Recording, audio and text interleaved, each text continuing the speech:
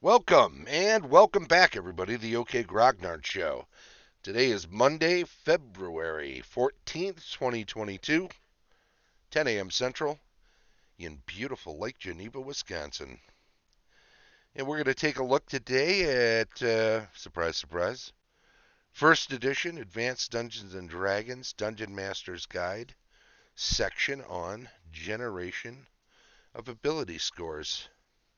I looked over it briefly in a larger video that encompassed a lot more and didn't spend as much time on it last time as I will focus on it today. So let's have a look and see where we're at, right? Let's see, here we go. Got that going. Got the old school gamer shirt on. Got this years ago when the Facebook old school gamers group was just starting up, and the venerable Mike Leach decided to throw together some t-shirts for the crowd. Hey, there he is. Hey, Mike. Welcome to the chat today.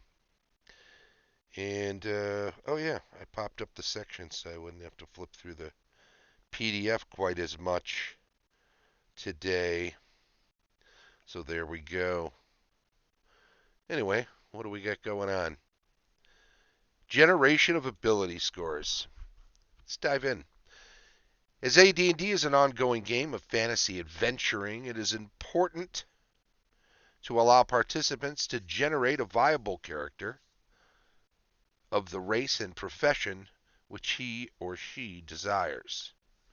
While it is possible to generate some fairly playable characters by rolling 3d6, there is often an extended period of attempts at finding a suitable one due to quirks of the dice.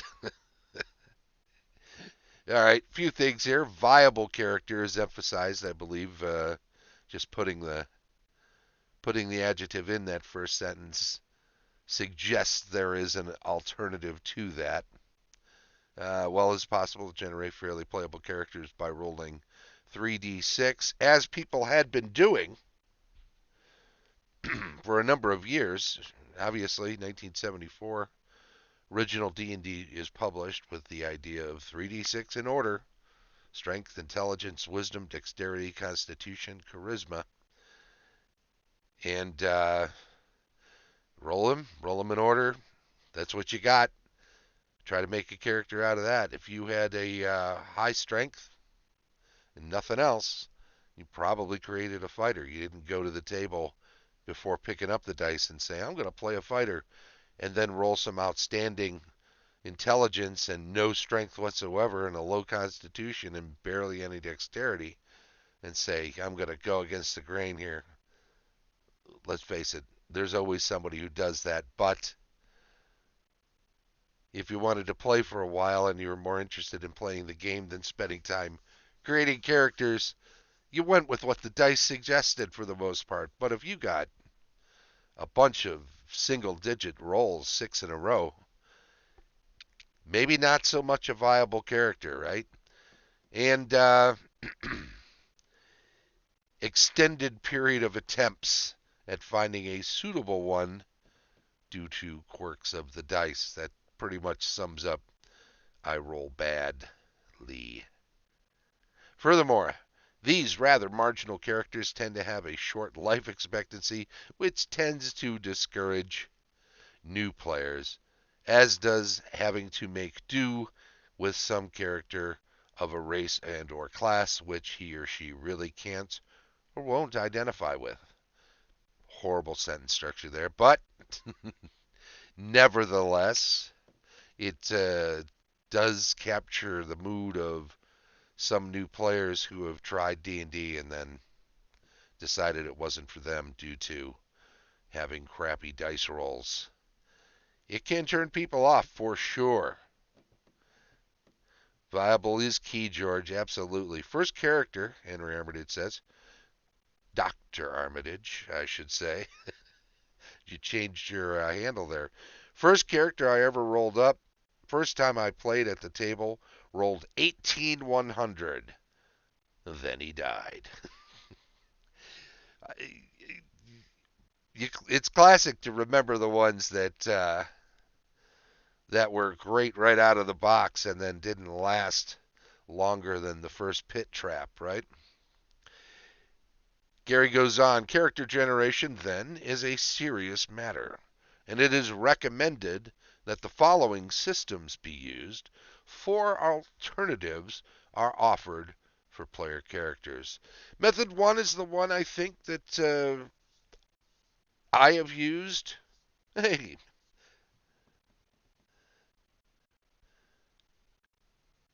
it looks like Misty changed her handle a little bit there. There you go. How you doing? And trap or fight. Sure, first combat, knock you out real fast. It was a fight for you. An orc got him. That's a sad thing. Method 1. All scores are recorded and arranged in the order the player desires. 4d6 are rolled. The lowest die, or one of the lower, is discarded. So if I roll 2 twos, a 5 and a 6, get rid of one of the 2s, I got myself a 13 there. I can save that for dexterity if I'm looking to play some sort of character that doesn't require a lot of dexterity in my mind, and then move on and try to roll higher numbers for the others. Now, of course, this does not preclude the fact that you may not roll well, even in this method, but that is one of those methods where you're bound to get a couple of decently high rolls and probably will have a viable character. Most likely. Method 2. All scores are recorded and arranged as in Method 1, so put them where you want. 3d6 are rolled 12 times, and the highest 6 scores are retained. Again, you will probably roll at least a couple of higher rolls, but with this method, you're going to be closer to the curve, closer to that 10, 11, 12 area, 9, 10, 11 area. So you will probably have a character that is more toward the middle with a couple of outlier rolls. Method 3, scores rolled are according to each ability category in order: strength, intelligence, wisdom, dexterity, constitution, charisma. That was the order they used to put them in. I know that's changed for some of the more modern editions of Dungeons and Dragons, which is fine. 3d6 are rolled 6 times for each ability, and the highest score in each category is retained for that category, for that ability score. That is probably going to get you a pretty good character there. Again, 3d6 favors the true bell curve without it being skewed toward the higher. But with that many rolls, although when I've seen that method used, I've seen 6 clunkers in a row for one ability or another, which makes a character, no, I'm not going to say dangerous to play, dangerous for the rest of the party when you have to keep tying someone off before you go across even the leanest of cliff faces, and you got a horrible dexterity character in your midst, and you're constantly having to fish them out of pits and off of high places before they fall.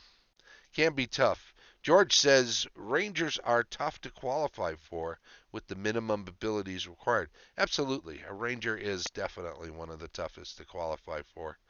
I think role-playing, it has the ability to be one of the more flexible, especially if you're doing any sort of outdoor scenarios and not just dungeon crawling. But, and if you have a player in a group that is more experienced at the game than other players, then you can often allow that player not to curtail their knowledge of playing the game, even at low levels as a ranger, assuming they would have seen a lot and understand a lot of just general adventuring acumen.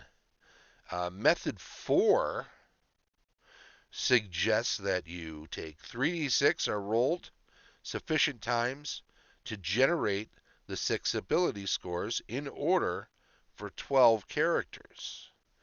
The player then selects the single set of scores which he or she finds most desirable, and these scores are noted on the character record sheet.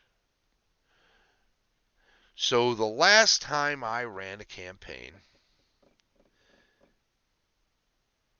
I had a buddy who was not rolling well right out of the gate. We used method 1, and it's the one that the group felt they preferred. I talked to everybody before when we start a new campaign, and I give my suggestions of pros and cons, but I let people settle on one altogether, and generally method 1 seems to wind up being the one that is most acceptable. We all agreed. Everybody rolled up their characters. I allowed them to roll up 2 characters and keep one in reserve. George, yep, I was just saying I actually use method 1 and prefer it myself. And the group all rolled up 2 characters, and then they chose one or the other. The other could then be a backup character that they could have at the ready in case during that game session a character succumb to wounds. Then, course de combat, right? The other character then could be trotted out. Now, fair enough, in between sessions, not while everybody's sitting and waiting around at the table, they could roll up another character later and then choose to play that one over the first one. I'm also somebody who, when I have an ongoing campaign, if a character passes away, I will allow the new character to come in with the experience level of the character in the group that is still alive that has the lowest. Still use experience points. Often I do a sort of a rounding up method so I don't have to do all the janky math at the end of a game night because I like to do it at the end of a game session rather than try to remember what happened the next time or go by my notes. It's exciting to get your rewards. It's exciting for characters to pick up their treasures at the end of a battle. It's exciting for players to get their experience at the end of a game session. And once they've collected all that, certainly there will be times where someone can't show for a week, can't get a babysitter, have to be get called into work. They're going to miss a game, and they don't get experience for that session. So there will always be people competing. There's usually one player who never misses by quirk of life, or just is very dedicated, and everybody else can sometimes has conflicts. So there'll be higher and lower individuals as far as experience is concerned within the same group. You'll have a range. In any event, this is about character generation, and method 1 is the one I prefer myself. This last group, everybody agreed on playing using method 1, generating the characters, generated 2. This player wasn't satisfied. I like to let players be happy, and I said, well, you can try method 2, but if you do, the characters you generated with method 1 are no longer available. You can't try method 2 and then say, oh, I prefer the ones I already. Nope. If we're going to take the time, those are out the door, and you'll be taking what you do with method 2. Well, you tried method 2 after agreeing to that. and found that those characters were worse. Wasn't happy. Well, I like to make players happy. I'm just that way. It's in my nature. And I said, well, there's a third method. You can try it. But method 2 and method 1 characters that you created, they're no good anymore. You got to chuck those, and you can't go back to them if you go to method 3. I'll try method 3, this player said. Well, that's fantastic. Go for it. Let's see what you get. Well, method 3 was attempted, and method 3 proved to be the worst of the 3 so far. The player was not happy. Now the other players starting to get a little annoyed. And I can understand that. But I like to make sure everybody's happy. That's just my nature. It's who I am. It's how I roll. And Unearthed Arcana. Well, I'll tell you this. I don't use Unearthed Arcana as a starting book in a campaign. I allow spellcasting characters to mine the spells from Unearthed Arcana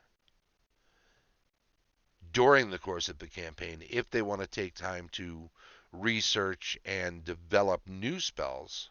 Because in the world, the spells of the player's handbook are the spells that are available at the start. I may occasionally grab a spell out of the Unearthed Arcana tome and put it into play, either on a scroll or possibly in a spell book of an NPC or a villain. And then if they find their spell book, now there's a new spell. But as far as from the beginning of the campaign, just the core 3 books. I prefer to start that way and let things develop from there.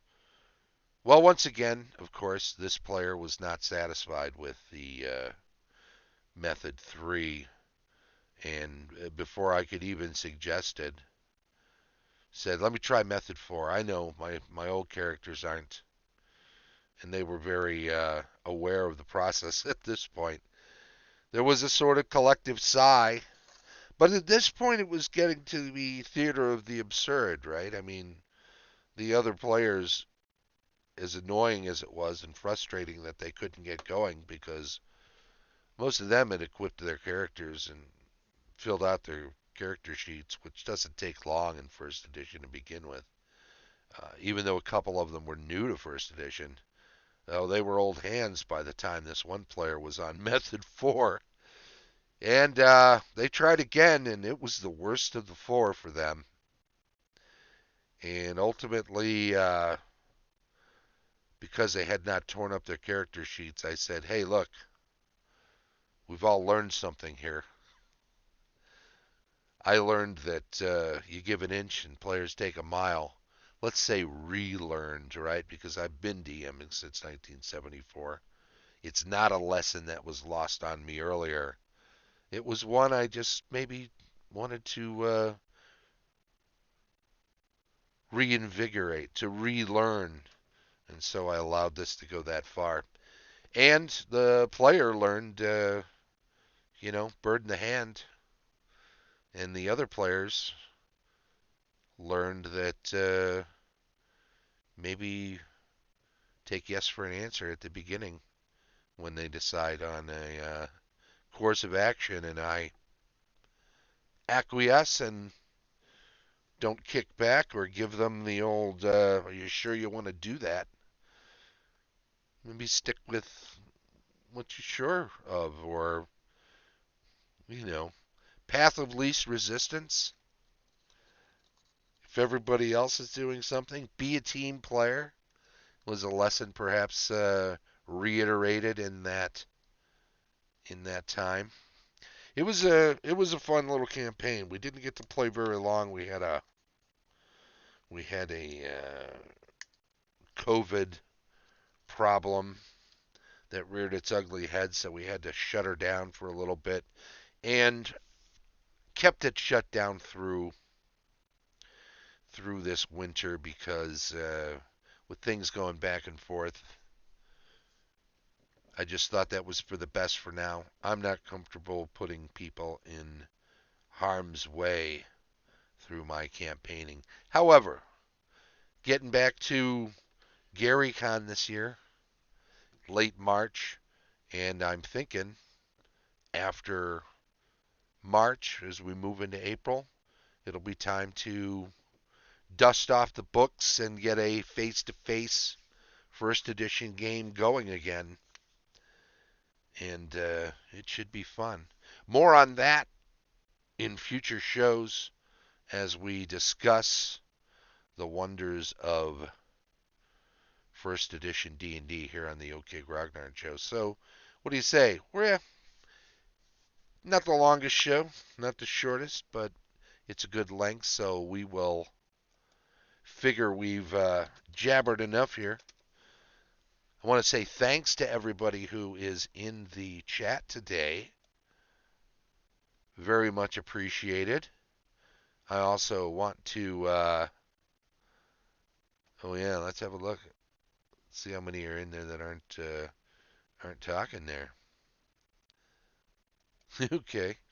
And I also want to say thanks to everybody who's checking out the show later, either on the stream, archive on Twitch, or on YouTube. Let's go to... There we go. Oh, can't do that. Sloppy. My production assistance is having some problems. It's been a good show today, though. It's fun to talk about that stuff and to go into more detail rather than just to slip through it.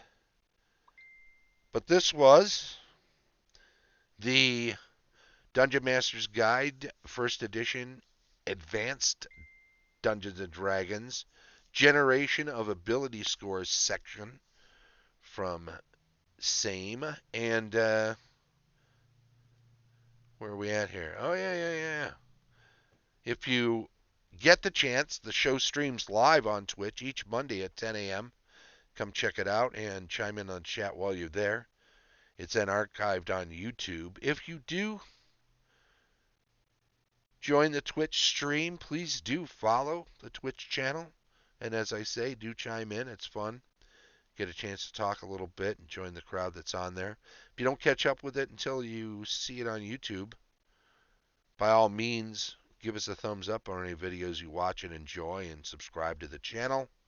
Feel free to make comments on any video if you want to join a discussion or just want to help improve the show. It's very much appreciated. Thanks to our Patreon supporters, of course. Links are provided down in the show notes. Tom Tullis of Fat Dragon Games, Rick Hershey of Fat Goblin Games. I'm sensing a trend here.